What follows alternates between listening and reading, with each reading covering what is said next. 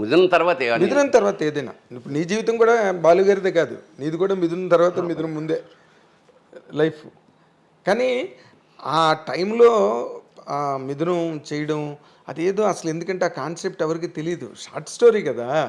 ఇప్పుడు సినిమా చూసిన తర్వాత అందరూ ఆశ్చర్యపోయారు, ఏంట్రా బాబు ఈ సినిమా, ఇద్దరి మీద సినిమా నిలబడిందంటే వాళ్ళు అన్ని వందల సినిమాలుగా ఆవిడ చేసింది, ఆయన అన్ని వందల సినిమాలకి డబ్బింగ్లు చెప్పాడు కాబట్టి వాళ్ళు నిలబెట్టగలిగారు. కానీ ఆ సినిమా ఊరికే అతను ఆనందరావా మీ ప్రొడ్యూసర్? ముయిదా ఆనందరావు. ఆనందరావు లాస్ట్ ఇయర్ పోయారు ఆయన. అవునా? ఏళ్ళు వచ్చారు. అయ్యో, శ్రీకాకుళం. ఆయన ఇంటి పేరు మైనప్పుడు ముయిదా ఆనందరావు. ఇప్పుడు మిథునం ఆనందరావు అయిపోయారు. శ్రీకాకుళం ఏదో అయింది ఎగ్జాక్ట్లీ, పావిల వలస.